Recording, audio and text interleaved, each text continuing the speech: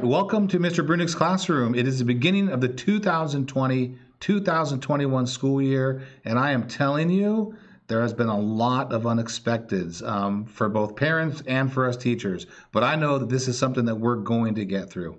Today's video is a video that's going to help show parents and students how to navigate our classroom. The students should already know how to log into their student Gmail accounts. If they don't, parents can contact me. I'm sending this video out to the parents at their personal email addresses. So if you can't get in, don't know your student's email, don't know their password, please shoot me a message and I'll get that information back to you, or contact your homeroom teacher if you can. If I'm not your homeroom and you just want to email me, go ahead, I'll still help you out.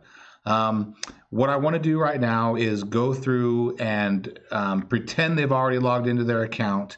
They've gotten the invite from me and their other teachers to join the Google Classroom.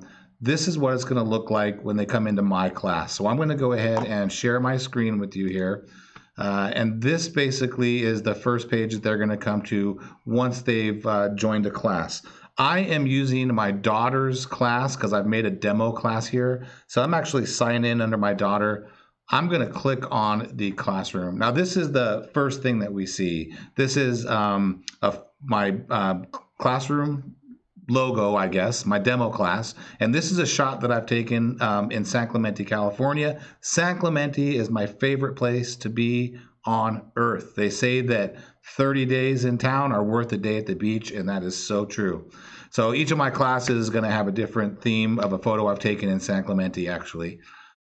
Parents, what I want you to focus on when you first come here, this is the first page. It's the stream, and the stream is going to have things that I've posted, important or not important, in chronological order. If there is a message that I want the students to get and make sure that they have, I will post it to the top of my stream. But the stream is going to have all kinds of stuff in it. You really want to focus on the classwork section. And right here on the first page, this upcoming, they have a view all. And what I can see in the upcoming is I have stuff due tomorrow at 11:59 p.m., lesson 17 and lesson 1. If I were to click view all, because those are stuff that is due, you're going to see lesson 17. It's been assigned. Lesson number 1 has been assigned. If I am going to click on it and view details, it's actually going to give me the lesson. It's going to give me some directions. Please make sure that you watch before you do the lesson. So here's the video. Watch the video. Complete the form. Once you've cleared the form, you could mark it as done. I'm going to go ahead and just do this assignment right now. You're supposed to watch the video, yes. Mary Lily's already done it, so I'm not going to have to complete it, but she's already done that one, for example. I've already watched the video. I'm going to go ahead and mark it as done. Do you want to mark it as done? Well, yes, I do. I've done it. Now, after we've done that and we mark it as done, when I go to my Google Classroom and look at this upcoming, I'm going to see that there's only one assignment that's due. And which assignment is it? Well, lesson 17 has been turned in. Lesson number 1 has been assigned but not done yet. So that's how you can check to see if your kids actually have something due and if they've done it. Another way to see what is due in my class, because each class is going to have different topic headings. When you go to classwork, I've got video messages for Mr. Breunig, class meetings, assignments, 5th grade textbook, video lessons, reteach lessons, and fun stuff. I encourage you to have your child go through these different topics in our classroom and look and see at some of the stuff that we have to present to them. When you have the assignments tab, such as right here, this is the same assignments that you had seen in the classwork tab. You notice this one is not light gray, it's a dark gray.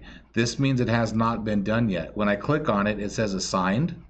Okay, when I click on the one that's been grayed out, that one's actually been turned in. We've already done that. So you can tell by seeing something that is not light gray means that it has not been finished. So you can either click it here and watch the video and do the assignment, but if a child does access it through the classwork section, they can actually click this and they can watch the video. It's a number. They can click this and they can actually go to the assignment that they're going to have to complete. But if they do that, they think, hey, I'm done, and they're really not done, because what happens is they miss the whole mark as done button. You only can get that by clicking on the view assignment where they can see the mark as done. They can also get to that if they go to the stream upcoming. Okay, this one is due. View details, then I see that mark is done. So however they access it, through the upcoming or through the classwork, they want to click this. They don't just want to open it and do it. They want to click it, click on view assignment, watch the video, do the lesson. You're going to read the directions, okay? I'm going to fill this out just under my daughter's name because I'm under her account. I'm just going to go ahead and write these answers. It says write the next 3 terms of the counting sequence. Use a comma to separate the numbers with no spaces. 4, 8, 12, 16. Okay, I need the next 3. The rule is add 4. So I'm going to go ahead and do 20, 24, and 28. Whoop, didn't go through. 20, 24, and 28. Okay, now I did put the number, a comma, and no spaces, like it said here in the directions. And that's going to be a correct answer.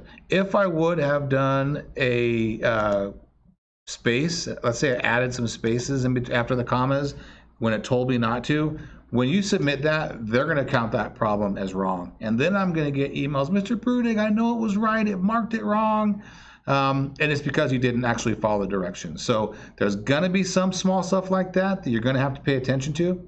The good news is, within 24 to 48 hours after the due date, I will have gone through all of the problems, all of the answers. If somebody did make a mistake like that, I usually will catch it, I'll mark it correct, and then send you a little reminder to make sure that we look at the entire question and do exactly what we're told. The next question, this is multiple choice. Write the next 3 terms of the counting sequence. Use a comma to separate the numbers with no spaces.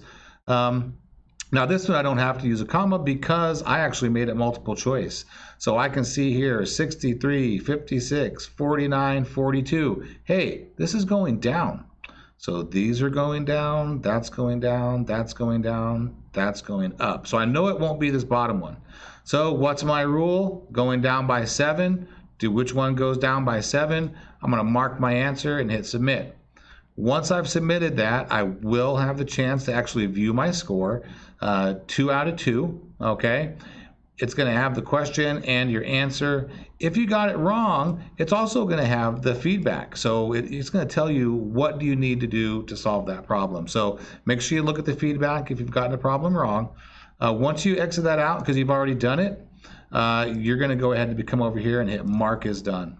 Do you want to mark it as done? Of course I do. All right, once you've done that, you go back to the classroom. Look what we see in the upcoming section here. Woohoo, no work due soon. So parents, make sure that you look at that upcoming in the stream. If I go back and I go to my classwork and look at the topics, I now see these are both grayed out. If I click on it, that's been turned in. This one's been turned in. I've got nothing to do.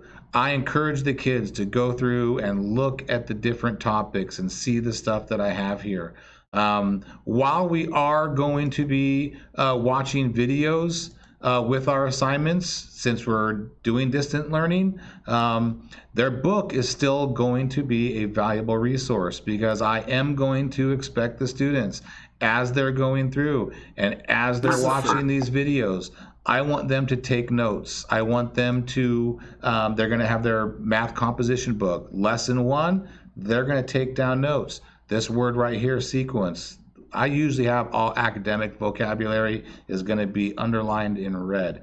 That's stuff where you want to write that stuff down under whatever lesson you're in. So every day you're going to have notes that you've taken, because I will allow some times where I say, hey, here's a test, and it's going to be open notes, so you can actually use your notes that you've taken.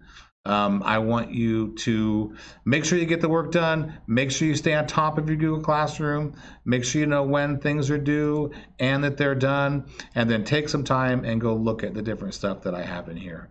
Okay, that is pretty much it for our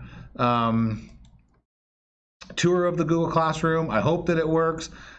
I know I made a few mistakes in here, guys. I do not want to stay up and edit this video. So this is it. You get what you get. You don't throw a fit. Parents, email me if you have any questions. Students, log in. I'm going to put a quiz on an assignment after you've watched this video, and I'm going to have you do that and turn it in so I know that it has been watched.